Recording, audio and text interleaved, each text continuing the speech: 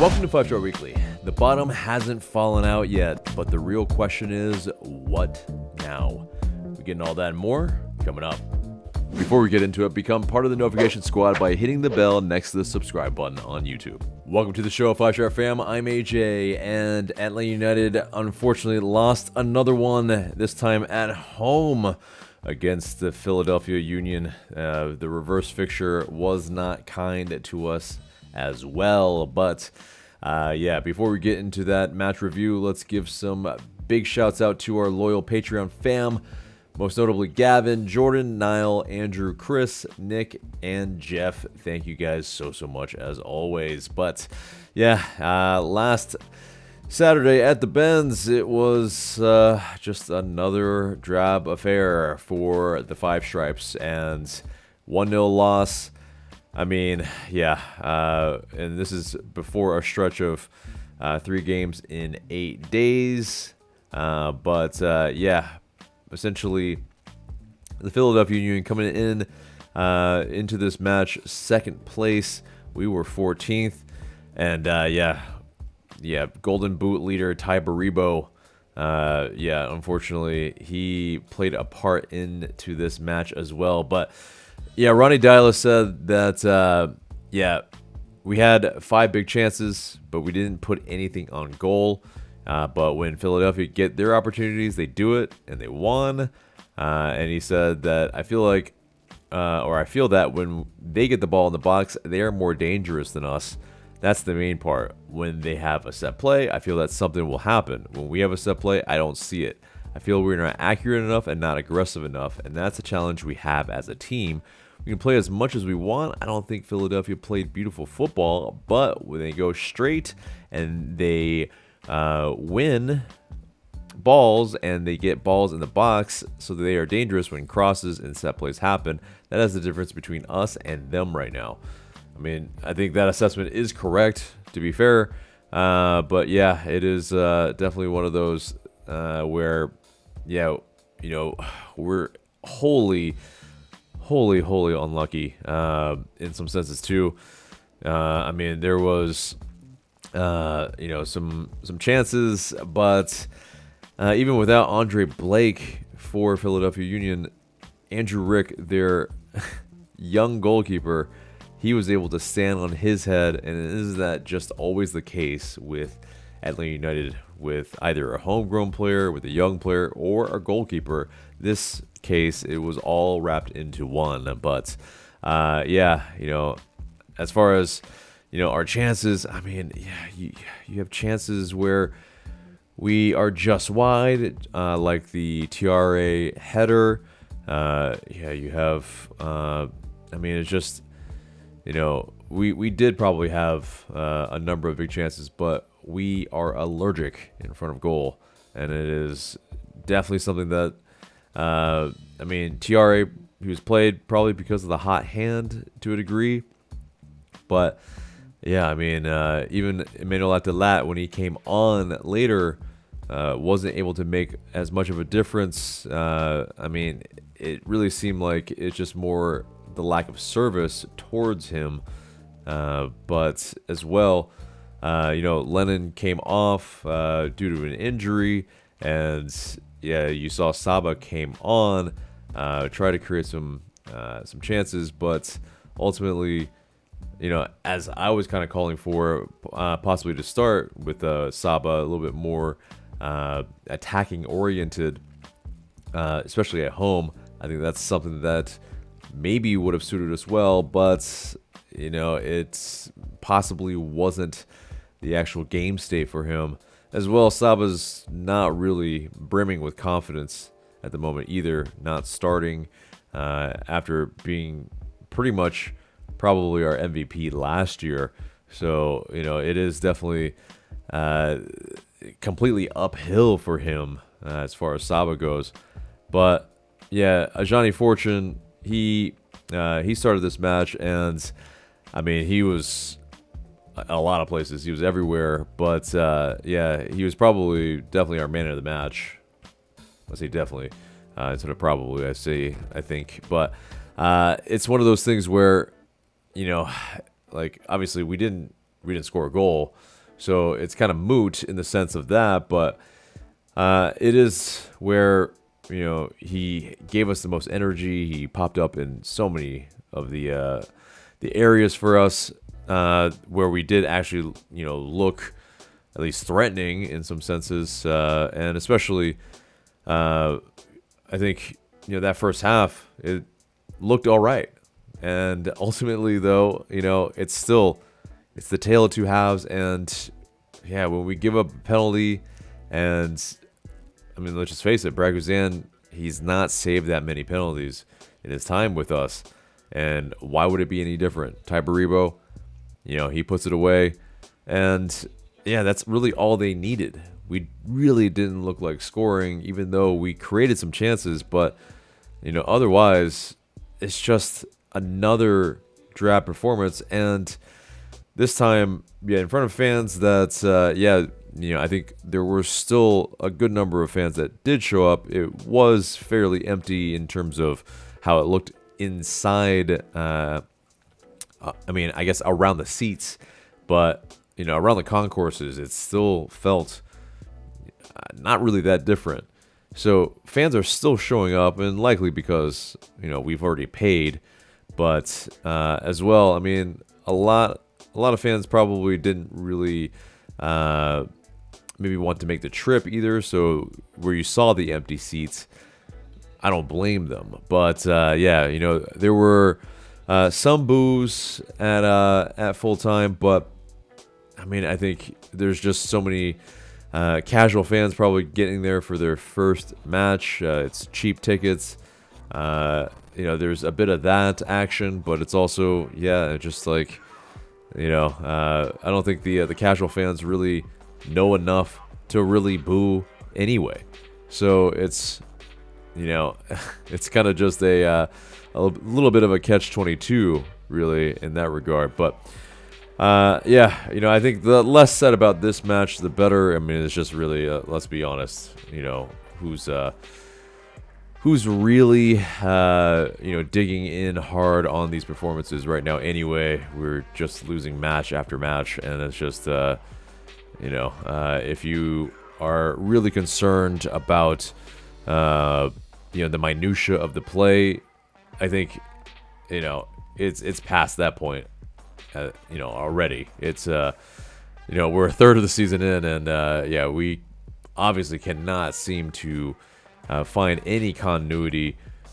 Ronny Deila'S has put out a different 11 pretty much every single match, and so it's I mean, the type of play that we're seeing is probably some of the worst that has been in Atlanta United history. I mean, I argue there hasn't been, but the form is definitely the worst. So it's just something that we're all trying to deal with and reel with at this point. But some milestones from this match: Tristan Muyamba played his 50th match for Atlanta United. Jamal Tiare also made his 50th appearance for Atlanta United across all competitions. But yes, we'll wrap this baby up, and Atlanta United will face FC Cincy. We'll have that match preview later on for you in this episode. But so let's get into the news and an injury update. Tristan Muyamba, he reportedly will be out, or not reportedly, the team announced he will be out 3 to 4 weeks with a right hamstring tendon and LCL injury suffered against the Philly Union on Saturday. I mean, obviously he has just come back from an injury, and for him to get right back on to the injured list is disheartening for sure.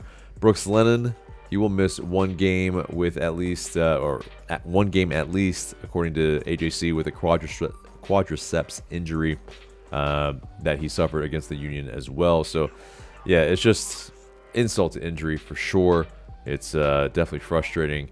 But, after the 1-0 loss to the Union, Ronny Deila'S, he spoke with the press, and he called the team soft, which I think checks out. I mean, it is definitely something that, as far as from front to back. Like, we are not aggressive enough. We in the boxes are not defending well. We're not shooting well. We're not shooting on target, and ultimately, I mean, it's just poor on all ends, and the mentality definitely seems like it is getting worse. But Deila'S saying that, I mean, it does reflect onto him as well, and I think that's the tough part about all this, is that yes, it's the players that ultimately have to carry out the plan. But as far as the plan goes, I mean, it seems like, yes, we are at least getting better at defending the boxes. We aren't losing 3-0, but it is still, in every sense of the word, we are still not getting points. So ultimately, if you're not scoring enough, which we are definitely not, I mean, it's definitely as well 7 games for Emmanuel Atl without scoring, even though he didn't start in this match, of course. But I believe 2 open play goals in pretty much, I think, 7 or 8 games. It's piss poor right now.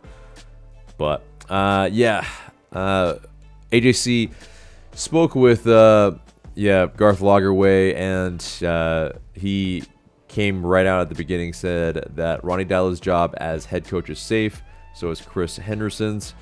And so, obviously, they're going to get the vote of confidence because we're a third of the season in. It's not, he would be indicting himself if he was already saying that Deila'S' job was maybe on the hot seat. I think, he's got to give them the vote of confidence in order for improvement to happen. You're not going to publicly shame your head coach, the one that you just hired anyway. So, the realism in that happening anyway was going to be slim.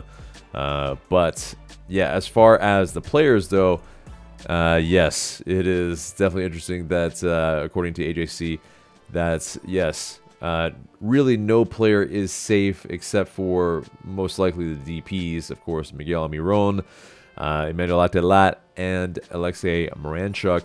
Of course, they all came in very recently. The 2 former during this off season, and Alexei Moranchuk in the previous summer window. So yeah, I mean, obviously some of them have been underwhelming. Moranchuk, most notably, has been underperforming very hard. I mean, basically 1 goal and 1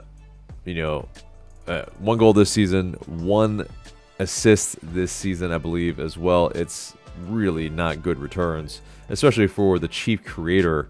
It's just not good enough.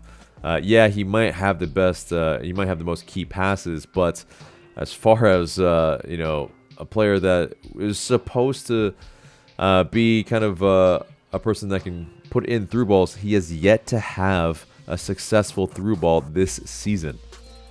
So that's, I think, one part of that that makes a whole lot of sense as to why he hasn't been getting some of the assist stats, as well as that, we have players that are able to do that.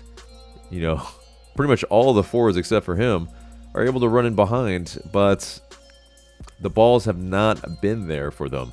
So it's definitely perplexing for sure as far as why Moranchuk, I mean, doesn't really fit in our system, but was brought in under kind of an interim head coach when a head coach wasn't even hired yet officially, permanently. And so, as far as Moranchuk, he's a misfit through and through. It makes 0 sense really right now currently in the Atlanta United setup, because you have basically 3 players that can be running constantly, but they aren't getting the type of service that they need. And if there's anybody, I think that you should probably move on from, it's probably Miranchuk. But as well. It's just something that's for Ronny Deila and what he will be able to do with this time. It'll be very perplexing because yes, there will be some player movement for sure in the summer window. Hopefully, a lot of player movement because ultimately, right now these players are not playing up to snuff, and it's really actually embarrassing. So. Next bit of news, Atl Utd, they have rescheduled their next match against Orlando City B. Instead of Friday, May 23rd at 7:30, they will instead play on May 25th at 7 p.m. Due to stadium availability. But, so it'll be pretty much the same time as Atlanta United. So, yes, let's get into the mailbag, and you guys send in these questions through IG Story and Discord. Please continue to do so, and we might answer your question in the future. So, first question comes from Joseph Better Than Carlos. Why should I care? This is my question. It really is interesting. Why should we care? Also, Nick in the ATL also asks, do you really want to know what we're thinking? Where the hell do we go from here? That's my question. So, it really is, we do want to know what you guys are thinking. And, where in the hell do we go from here? Why should I care? It is that. I mean, the team really should be asking those questions to themselves. Not only the players, but the club itself. Because, the level of play and the results obviously isn't good enough. And it's not only losing a lot of fans, losing a lot of confidence in the club, losing a lot of confidence not only in the players, but the head coach and Garth Lagerwey as well. I mean, a lot of people were calling for Garth Lagerwey's head as well in all sorts of forums. So, I mean, it's a tough part right now. But Billy Gluckman says, why does the team keep hurting me? What did I do to cause it? Well, I guess first off, you were named after a character in Malibu's Most Wanted. So that's probably the first bit. But no, I mean, it's like I think a lot of people kind of pretty much were kind of going along with this in our Discord, but I mean, it is kind of, I guess real questions in the sense that, it does feel like the team is doing this to us because we are masochists. We are clearly just letting, this happen, continue to happen in the sense that, man, we just keep watching this. And I mean, like I said at the top of the show, where is the bottom? It might not, we might not see the end of this bottom yet. But Homer Saba Goat Janitze asked, since Ronny has a history of walking out on teams for whatever reason, is now the time to Uno reverse and fire him instead?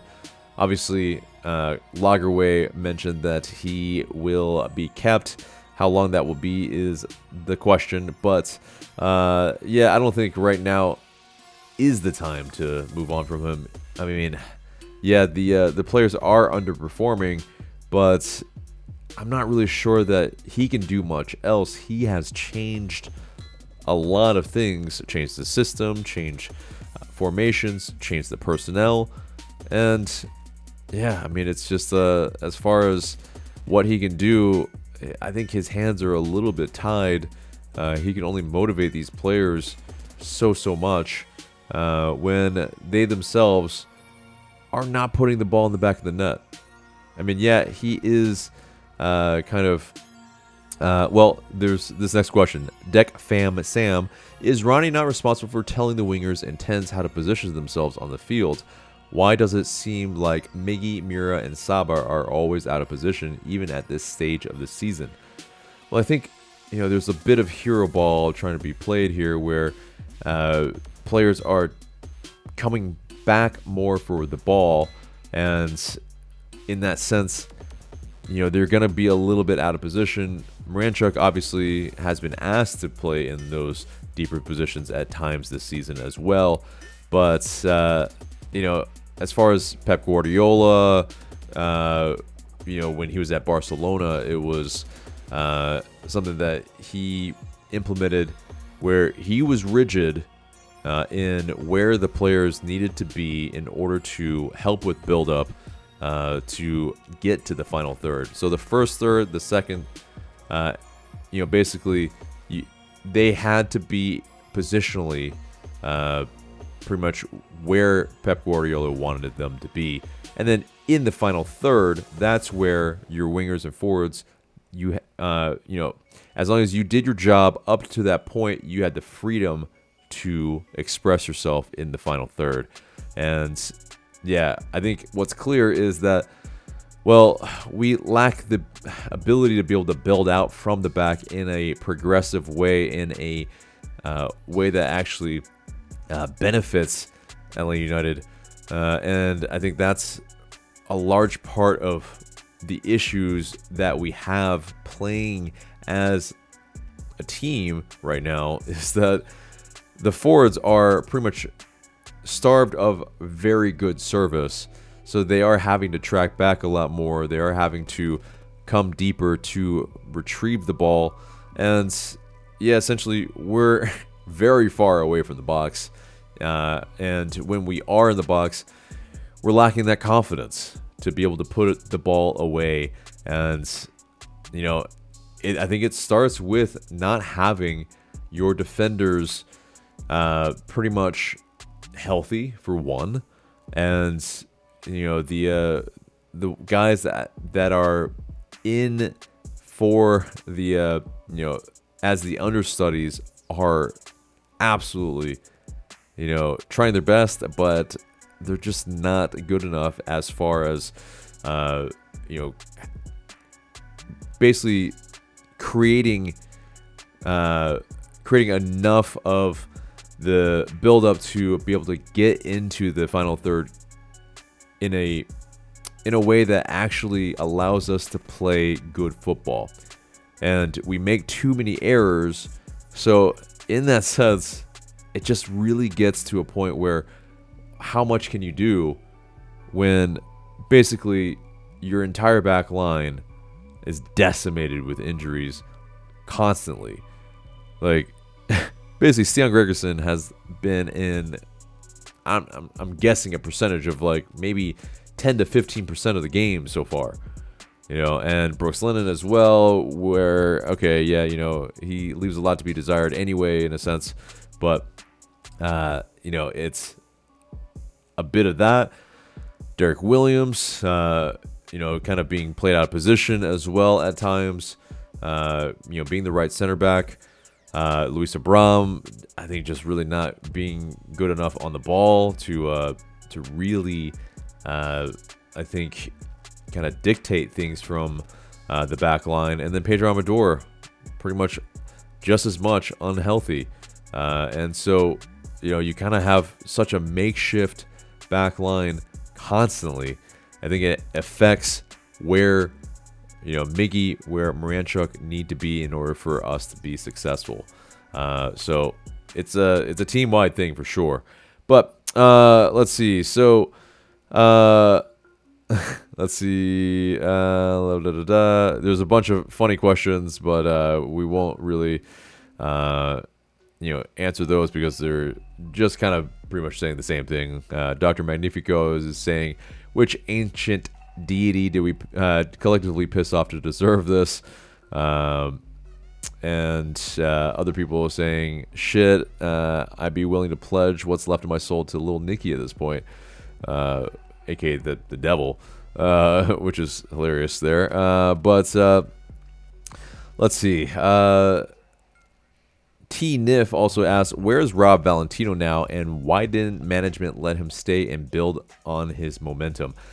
So, I mean, it's clear that the the ethos behind that was Garth Lagerwey. If we won MLS Cup with Rob Valentino, then of course he would get the job. But barring that, I mean, and we did crash out, against Orlando City. It essentially is where, we saw the limitations, even though the squad was limited. But Rob Valentino, while from a Ted Lasso standpoint and motivational standpoint, he absolutely got the players playing much better ball. It still was where, tactically, I don't think we were fully there where, we essentially were playing Route 1. We essentially were playing counterattack football, in which case, Atlanta United, at least the ethos for Garth Lagerwey and, I think most of the fans is that we do want to play with the ball. And that's not really Valentino ball at this moment. He's still growing as a coach. And you do need some technicians in able to do that, but it is still, I think that's kind of really part of it. Let's see. So last question comes from Atl Utd.fan account, Deila or Pineda 2022. Whew. Yeah, I mean, obviously Pineda in 2022, I think, he had a bit more of a stable situation to a degree. Obviously that was, of course, after, kind of a good bit of turbulence. But, make no mistakes about it. Like, Pineda had a good squad. I mean, we've had good squads. It's just a matter of, the performance and the stubbornness in which we were playing. It just was, something where it's U-shaped. It's, banging our heads against the wall, possession for possession's sake, not doing dangerous things with the ball. And ultimately, I mean, Deila right now, I think this precedes him. The problems, I think, are culturally, are ingrained deep in the club. And Deila, while he can do better, I think there are things that he absolutely should try to do better. I think right now it's, like I mentioned, that defense and the makeshift aspect of it is affecting how he's able to play immensely. Because defensively and from an on-the-ball standpoint, that's where your build-up starts. And right now we just look lost. But that does it for the mailbag, and it gets us into the match preview. And so 7 p.m. on Sunday, May 25th, yes, against FC Cincinnati at the Benz. It's second place with a +4 goal difference in FC Cincinnati versus 14th place with a -10 goal difference. Ay, caramba. But so sorry there. I just want to make sure I don't accidentally hit stop here. But anyway, so the last match, they played to a 1-1 draw versus the Crew. Last time we played FC Cincy, we played them to a 2-2 draw. We came back in that match in Cincinnati on March 22nd earlier this year. But unfortunately, the last 6 doesn't look all that good for us against FC Cincy. 3 draws, 3 losses, 0 wins, unfortunately. And FC Cincy, they're currently enjoying a very strong run. They have a 5-game winning streak and a 6-game undefeated streak. But it's a much changed side. Of course, Lucho Costa has moved on. New DP number 10, Vander from Portland, has come in. A new DP number 9 in Kevin Denke also as well. Key departures from last year. Acosta, like I mentioned, Yamil Assad, Chidozie Awazim, Nico Giacchini, and then Kevin Kelsey. They've also brought in Lucas Angel, Gilberto Flores. But it's one of these things where, yes, Cincy are playing really well. They're second in the Eastern Conference, just like kind of the predictions from the pundits have said, where, they're pretty much as low as fourth, but as high as first. That's according to Dax McCarty there. But, Pat Noonan, he's got them playing pretty efficient ball, not really with possession right now, which is, very interesting, and I think is evident in their goal difference, in that they haven't really blown out teams. It's more that they've been able to be very efficient, hit teams on the counter, and they're that kind of team that they just play fast. They also, of course, with Miles Robinson as well. It's a very good defensive side that I think really knows how to just kind of make sure that they just keep kind of a clean defensive a clean defensive record, in that sense, where they really make very few errors. But it's right now, Pat Noonan's kind of mentioned that he kind of wants them to play with the ball a little bit more. But I think what you're going to see on Sunday at the Benz is that, they're probably going to let Atlanta United have the ball, because like I mentioned, we do make a lot of errors. And if we just play ourselves into trouble, that's where FC Cincy will be able to really hit us in transition. They're very good at counterattacking, like I mentioned, and they high press. They will win their duels in midfield as well, and that defensive structure is probably going to suit them well, unfortunately. And for LA United, it's this fact is that we failed to win in our last 8 matches, and FC Cincy are undefeated in 9 of their last 10 matches. So, we're trending in a very, very wrong direction, and they are trending in every bit of where they want to be. So, it is going to be a tough one. It is going to be probably, and I keep saying this, but it is probably going to be the case. I mean, last week was a pretty tough test. This is probably our toughest test yet, because they are in such good form.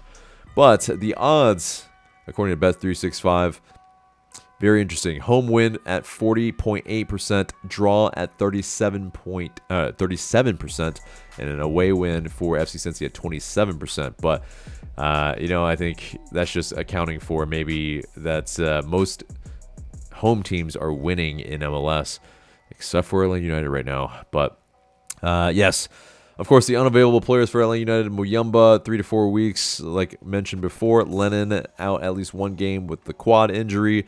And so, if as well, Gregerson, I think still probably questionable. We'll see if he'll be able to play a part. I think it's probably wise to just kind of take it easy with him at the moment, and not lose him for more games. So, the 1 second here. Yeah. Okay. Just wanted to make sure everything was still running. But, let's get into our predicted starting 11. Braguzan obviously between the sticks here, but I do think the back line probably will stay pretty similar. Edwards, Williams, Abram, and Amador will be the left wing back. Saba, I think, will be the right wing back in order to kind of get that kind of, in one way, hopefully get some attack going from the right. But yeah, in midfield's Fortune, I think stays because obviously Muyumba is out. I think Click is the next guy here, where we do need some more ability on the ball. I don't think this is a Schleich game. I think Click will have to do some defensive dirty work as well, but I don't think you can play both of your defensive midfielders in this match, and I think Fortune's having a much better season than Schleich, so he gets the nod. Moranchuk as well as one of the players either at the 10 position or on left wing, like he kind of played last match. Almiron as well, maybe either as one of the strikers or as one of the attacking midfielders, and then Emmanuel Atl up top. I really hope that we can score here, but it's just going to be tough. I do predict that in our score prediction here that we do score 1. Unfortunately, I think FC Cincy are going to score 3 here, and it's going to be another loss at home. The slide will continue. It's just very much, I can't see us digging ourselves out of it, especially against a second place team. Hopefully we can be the bogey side for a team this high up in the standings, but right now, can you bet on that? I don't really think so. And so heart and mind all want different things, but unfortunately I think it is this case. What do you guys think? Get in those comments. But guys, that pretty much is the episode, except for the question of the day. And the question of the day is, which players do you think need to go in the summer transfer window?